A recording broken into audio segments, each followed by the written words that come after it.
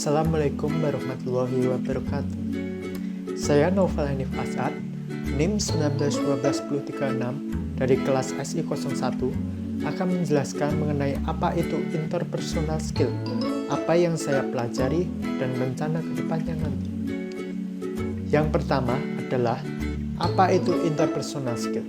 Interpersonal skill adalah kecakapan atau keterampilan yang dimiliki oleh seorang dalam hubungannya dengan orang lain, baik dalam berkomunikasi verbal maupun non-verbal, dengan tujuan untuk mengembangkan kerja secara optimal. Sedangkan kemampuan interpersonal skill adalah kemampuan atau kecakapan yang dimiliki seseorang di mana ia mampu menjalin hubungan yang harmonis dengan orang lain dan mengerti apa yang diinginkan orang lain dari dirinya, entah itu dari sikap, tingkah laku, dan perasaannya.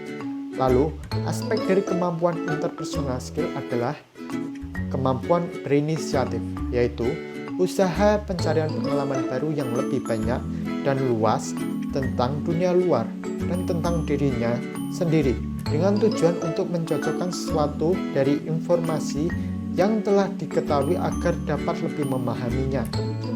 Lalu, kemampuan bersikap terbuka, yaitu kemampuan seseorang untuk menangkap informasi yang bersifat pribadi mengenai dirinya dan memberikan perhatian kepada orang lain. Lalu, kemampuan bersikap asertif adalah kemampuan untuk mengungkapkan perasaan-perasaan secara jelas, meminta orang lain untuk melakukan sesuatu dan menolak melakukan hal yang tidak diinginkan tanpa melukai perasaan orang lain. Jadi, seseorang itu memahami tindakan dan ucapannya sendiri.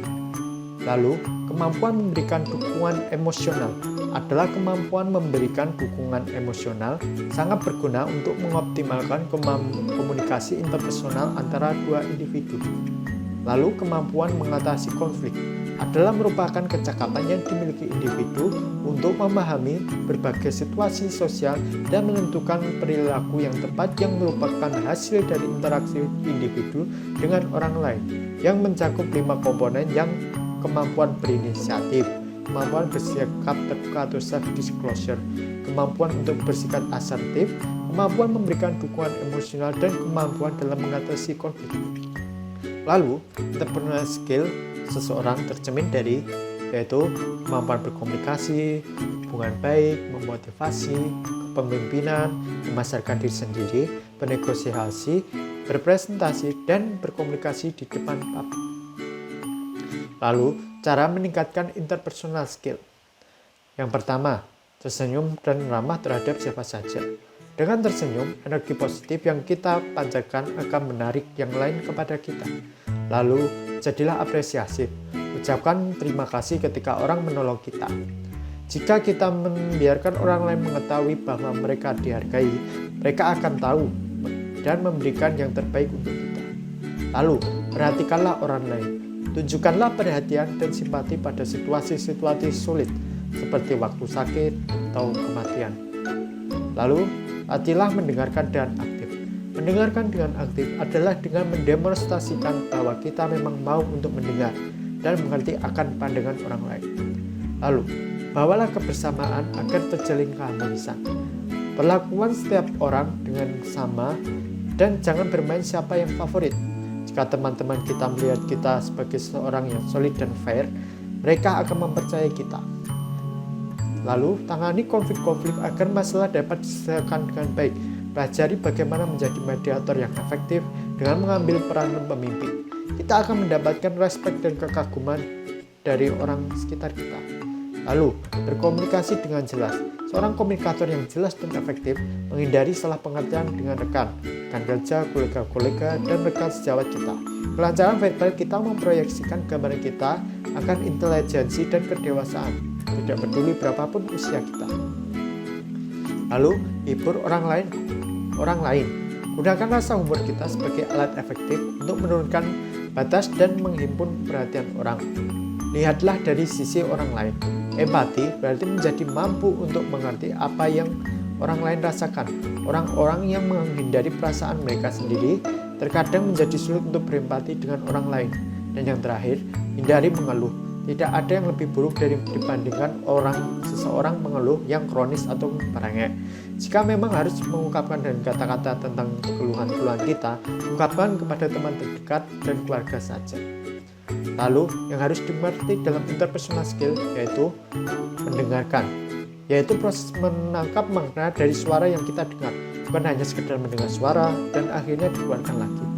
Lalu, memberi umpan balik. Setiap bentuk komunikasi yang disampaikan kepada seseorang dengan tujuan agar orang tersebut mengetahui dampak perilakunya terhadap Anda atau orang lain. Lalu, membujuk.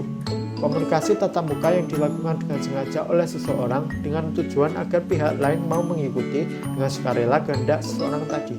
Lalu, mengelola konflik. Pada dasarnya, konflik terjadi bila dalam suatu peristiwa terdapat dua atau lebih pendapat atau tindakan yang dipertimbangkan. Lalu, manfaat konflik adalah memotivasi meningkat, identifikasi masalah atau pemecahan meningkat.